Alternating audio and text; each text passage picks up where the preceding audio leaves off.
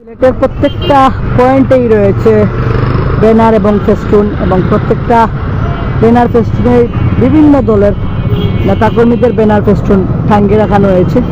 তারই ধারাবাহিকতায় সিলেটের প্রত্যেকটা পয়েন্টেই আমরা লক্ষ্য করছি গত 3 দিন থেকে ধারাবাহিকভাবে ব্যানার ফেস্টুন যে আলোচনা জন্ম দিয়েছে, দাদু ইজ কামিং, অর্থাৎ আজ 7ই ফেব্রুয়ারি বিকেল 3:30 সময় সিলেটের ঐতিহাসিক আলিয়া মাদ্রাসার প্রাঙ্গণে আসছেন সিলেটের কৃতি সন্তান সিলেটের এবং বাংলাদেশ জামাতে ইসলামীর সম্মানিত আমির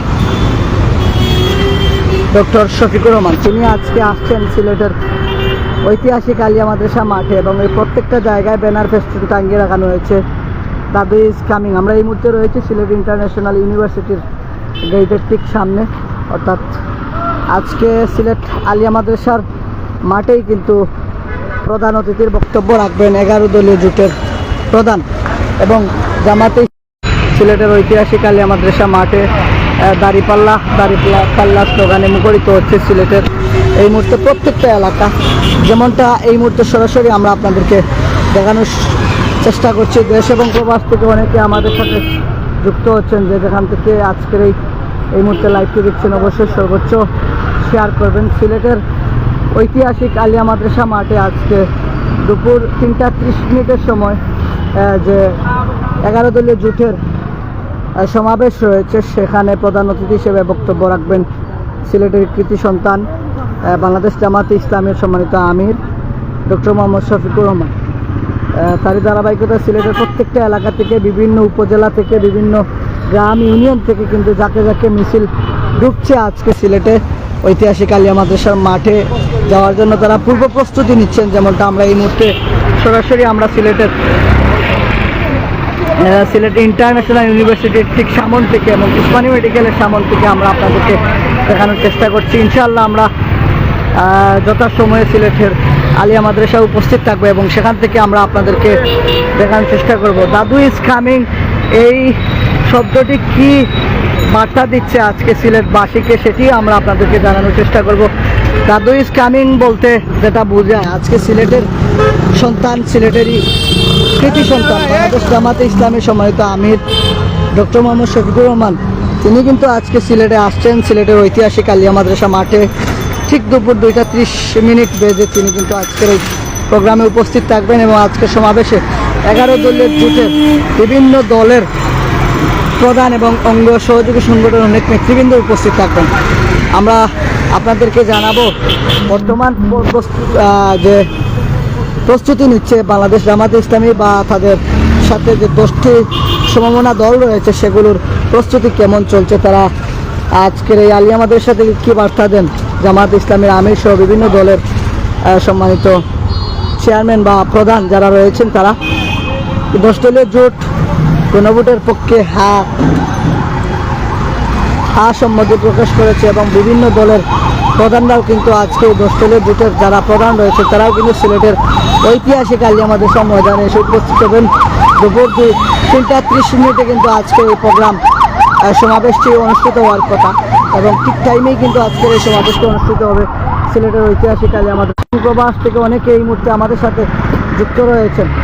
দাদু ইজ কামিং এই শব্দটি কিন্তু সিলেটের প্রত্যেকটা মানুষের হৃদয়ে একটা নাড়া দিয়েছে। কে আসছেন সিলেটে এবং দাদু উনি কে?